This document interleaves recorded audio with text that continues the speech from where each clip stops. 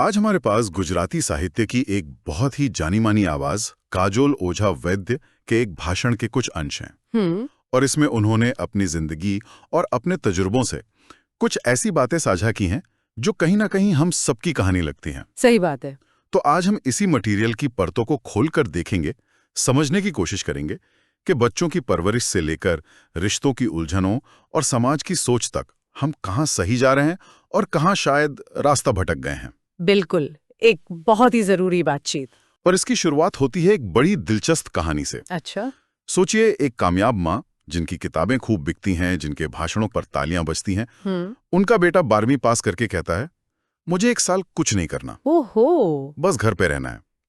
मतलब किसी भी माँ बाप के लिए ये सुनना एक झटके जैसा होगा, है ना? हाँ, बिल्कुल होगा। तो चलिए देखते हैं कि इस कहानी में आगे क्या होता है और ये हमें क्या सिखाती है। तो हुआ ये कि उनका बेटा सच में 1 साल घर पर रहा। कोई रूटीन नहीं, कुछ नहीं। मतलब कभी दिन में 12 बजे सोकर उठ रहा है। अच्छा। और कभी कभी अचानक बस अपना कैमरा बैग उठाया और बोल दिया, मैं जा रहा हूँ, तस्वीरें खींचनी है। बस उसने वो 1 साल पूरी तरह अपने दिल की सुनकर गुजारा। उसके बाद उसने खुद ही इंटरनेट पर खोजकर साउंड इंजीनियरिंग का एक कोर्स किया। ओके। उसे पूरा भी किया, लेकिन कुछ ही महीनों में उसका उससे भी मन भर गया। अरे, उसने अपनी माँ से साफ साफ कह दिया, मुझे इसमें मजा नहीं आ रहा, शायद आपके पैसे बर्बाद हो गए। और अब वो एक डिजाइन स्कूल में पढ़ रहा है। देखिए, ये कहानी अपने आप में आज की पूरी चर्चा का सार है। जैसा कि स्पीकर ने कहा कि जब भगवान ने हमारी उंगलियों के निशान तक एक जैसे नहीं बनाए, तो फिर हम ये उम्मीद कैसे कर सकते हैं कि हमारे बच्चे हमारी कार्बन कॉपी बने। सही बात है। और यहाँ सबसे दिलचस्प बात यह है कि ये दबाव अक्सर उन माँ बाप की तरफ से ज्यादा आता है जो खुद अपनी जिंदगी में बहुत कामयाब होते हैं, खासकर अगर वो शिक्षक जैसे पेशे में हो। बिल्कुल, उन्हें लगता है कि सफलता का जो फॉर्मूला जो उनके लिए काम कर गया, वही उनके बच्चे के लिए भी करेगा। वो ये भूल जाते हैं कि हर इंसान का अपना एक अलग सच होता है, एक अलग रास्ता होता है। और ये बात मुझे बहुत गहरी लगी कि ये कोई आज की कोई नई समस्या नहीं है। नहीं, बिल्कुल नहीं। ये हमेशा से होता आया है। उन्होंने गांधी जी और उनके बेटे हरिलाल का उदाहरण दिया, जिनके रास्ते एक दूसरे से बिल्कुल जुदा थे। हाँ। या फिर वो सोचकर ही अजीब लगता है कि जिस इंसान ने दुनिया को मोहब्बत की सबसे बड़ी निशानी ताजमहल दी, उसी के बेटे ने तख्त के लिए अपने भाइयों का खून बहा दिया। मतलब इस बात की कोई गारंटी नहीं है, कोई गारंटी नहीं कि एक कामयाब या एक अच्छा इंसान एक कामयाब या अच्छा बच्चा ही पैदा करेगा। ये कोई गणित का सवाल नहीं है। बिल्कुल नहीं है। और यही बात घर के माहौल पर भी लागू होती है, खासकर जब माँ बाप दोनों शिक्षक हों। स्पीकर की एक सलाह बहुत काम की है, घर पर शिक्षक नहीं, माँ बाप बनकर रहिए। ये बहुत जरूरी है। उन्होंने एक माँ का जो उदाहरण दिया वो दिल पर चोट करता है। एक माँ अपने बच्चे को स्पेलिंग सिखाने के लिए फुटे यानी रूलर का इस्तेमाल करती है। हर गलती पर शायद हल्की सी मार पड़ती होगी, और नतीजा क्या होता है? उस बच्चे को जिंदगी भर वो फुटा याद रहता है, माँ का प्यार नहीं। और वो गलतियां करना भी नहीं छोड़ता, क्योंकि उसके लिए सीखना एक डर का अनुभव बन गया, खोज का नहीं। हमें ये समझना होगा कि बचपन में तूफान भी आएगा, जिद भी होगी, गलतियां भी होंगी। बच्चे को उसके बचपन के साथ बड़ा होने देना जरूरी है।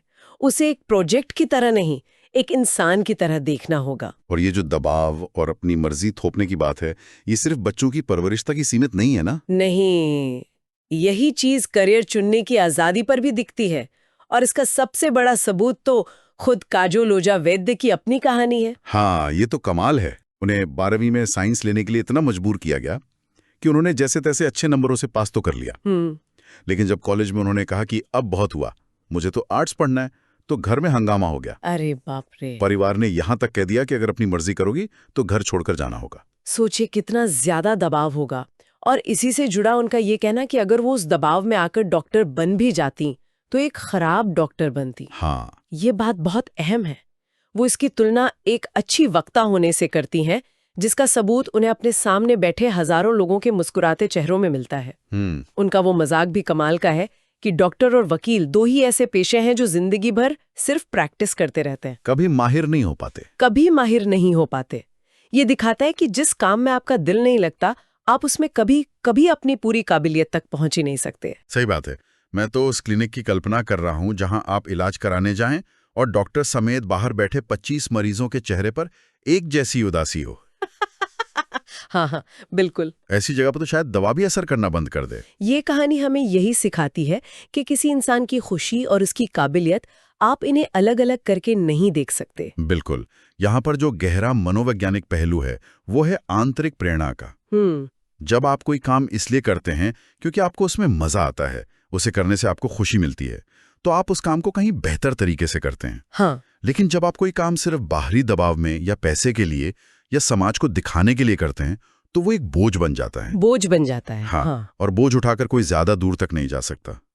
इसीलिए ये जरूरी नहीं कि गणित के टीचर का बेटा गणित में ही तेज हो या एक बड़े लेखक का बेटा भी लिखने में ही माहिर निकले। बिल्कुल, हर किसी के अंदर एक अलग हुनर और एक अलग जुनून होता है और उसे खोजना और उसका सम्मान करना ही असल परवरिश है। ये जो अपनी खुशी और जुनून को दबाने का दबाव है, ये कहीं ना कहीं हमारे रिश्तों में भी तो नजर आता है ना? है ना? बिल्कुल आता है। हम अक्सर अपनी जिंदगी को बेवजह मुश्किल बना देते हैं, जबकि वो बहुत सीधी सादी हो सकती है। स्पीकर ने अपनी एक दोस्त का किस्सा सुनाया जो अक्सर सुबह सुबह फोन करके पूछती थी, आज की सुबह में क्या अच्छा है? अच्छा। एक दिन उन्होंने तंग आकर जवाब दिया, क्या तुम्हें सुबह उठकर शौच के लिए रेल की पटरी पर जाना पड़ रहा है? क्या तुम्हें राशन के लिए लंबी लाइन में लगना पड़ रहा है? अगर नहीं तो तुम्हारी सुबह में इससे अच्छा और कुछ नहीं हो सकता। ये सुनने में मजाकिया लगता है, लेकिन ये एक बहुत बड़ा सवाल खड़ा करता है कि हम छोटी छोटी चीजों को क्यों भूल गए हैं। बिल्कुल, हम अपनी जिंदगी की छोटी छोटी बुनियादी चीजों की सराहना करना क्यों भूल गए हैं। हम हर चीज को इतना उलझा क्यों देते हैं। और ये उलझन रिश्तों पर सबसे ज्यादा असर डालती है, खासकर पति पत्नी के रिश्ते में, अगर दोनों एक ही पेशे में हों, जैसे कि शिक्षक। हाँ, ये एक बहुत अच्छा पॉइंट है। दोनों पर स्कूल का दबाव है, दोनों को घर आकर बच्चों के पेपर जांचने हैं, अगले दिन के लिए नोट्स बनाने हैं। ऐसे में तनाव होना वो स्वाभाविक है। बिल्कुल। लेकिन हम उस तनाव को एक दूसरे का दुश्मन बना देते हैं, बजाय इसके कि हम एक दूसरे का सहारा बने। हाँ, और इसी को समझाने के लिए उन्होंने एटीएम का जो उदाहरण दिया वो बहुत सटीक है। हम सब जानते हैं कि एटीएम से आप सिर्फ पैसे निकाल ही नहीं सकते, उसमें पैसे जमा भी करने पड़ते हैं। सही बात है। वरना एक दिन मशीन कह देगी बैलेंस खत्म। रिश्ते भी तो ऐसे ही होते हैं। आप सिर्फ उम्मीदें नहीं रख सकते, आपको उसमें कुछ डालना भी पड़ता है, थोड़ा वक्त, थोड़ी समझदारी, एक दूसरे की पसंद नापसंद का सम्मान। बिल्कुल। मैं इस बात को थोड़ा और आगे ले जाना चाहूंगी। ये सिर्फ वक्त देने या स्पेस देने की बात नहीं है, इसे मनोवैज्ञानिक भावनात्मक जमा पूंजी कहते हैं। भावनात्मक जमा पूंजी। हाँ, जब आप अपने साथी की छोटी छोटी खुशियों का ध्यान रखते हैं, जैसे अगर उन्हें कोई खास तरह का संगीत सुनना पसंद है तो आप उनके लिए वो माहौल बनाते हैं, या अगर उन्हें अकेले बैठकर पढ़ना अच्छा लगता है तो आप उन्हें वो शांति देते हैं। बिल्कुल, तो आप असल में अपने रिश्ते के बैंक अकाउंट में छोटे छोटे निवेश कर रहे होते हैं। इन छोटे छोटे निवेशों से एक बड़ी भावनात्मक पूंजी तैयार होती है। फिर जब जिंदगी में कोई बड़ा तूफान आता है, कोई मुश्किल घड़ी आती है, तो आपके पास उस अकाउंट से निकालने के लिए बहुत कुछ होता है। सही। लेकिन अगर अकाउंट हमेशा खाली रहेगा तो पहली मुश्किल में ही रिश्ता दिवालिया हो जाएगा। वाह, भावनात्मक पूंजी, ये शब्द इस पूरी बात को एक नया मतलब दे देता है। और ये मुझे उस बात से जोड़ता है जो स्पीकर ने शादी की रस्मों के बारे में कही।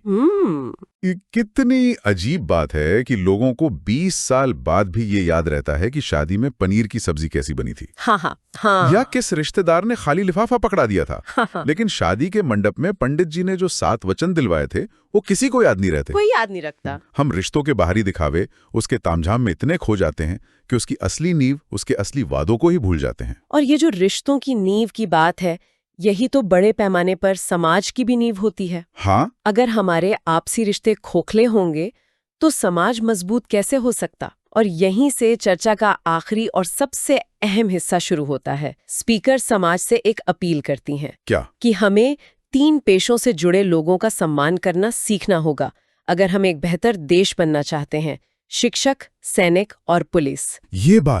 ये बात सोचने वाली है। वो अमेरिका का उदाहरण देती हैं कि जब कोई सैनिक वर्दी में हवाई जहाज में चढ़ता है तो लोग खड़े होकर तालियां बजाते हैं, उसका सम्मान करते हैं। हाँ, और हमारे यहाँ पुलिस का नाम सुनते ही मन में क्या छवि बनती है? सब भ्रष्ट होते हैं, पैसे खाते हैं, यही सब है ना? हाँ, और ये बहुत ही खतरनाक सोच है।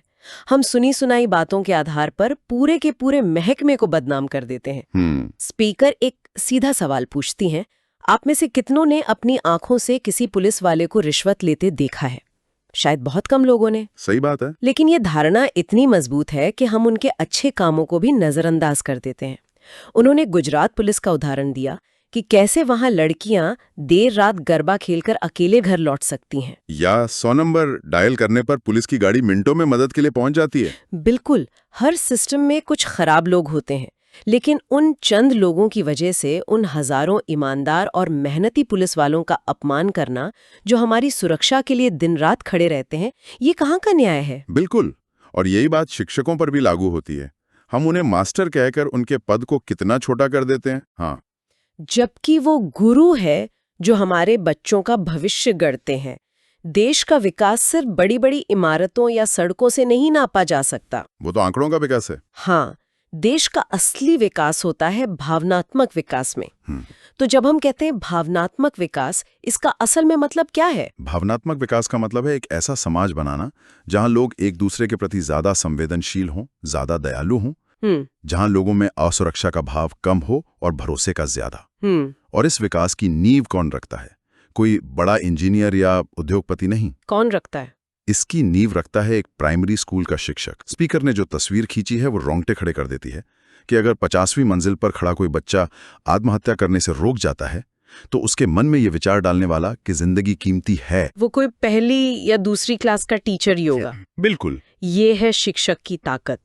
वो सिर्फ किताबी ज्ञान नहीं देते, वो हमारे समाज की भावनात्मक नींव बनाते हैं। तो अगर हम पूरी चर्चा को संक्षेप में देखें तो हमने एक बेटे की अपनी राह खोजने की कहानी से शुरू किया था और पहुंच गए हैं पूरे समाज की नींव तक। हाँ।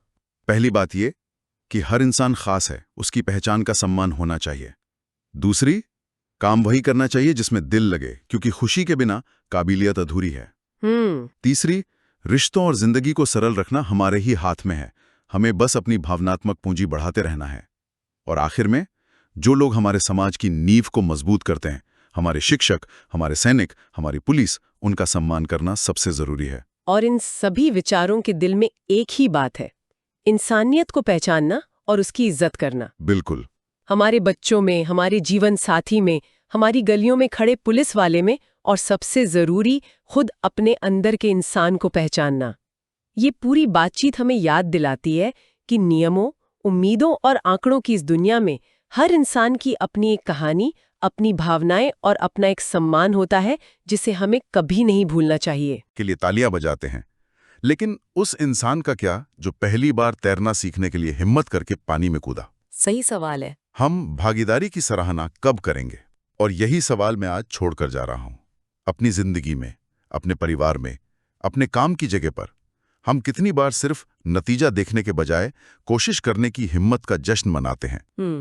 अगर हम विजेताओं के साथ साथ उन सब लोगों की भी सराहना करने लगें जो बस हिम्मत करके मैदान में उतरे, तो हमारी दुनिया कितनी बदल सकती है।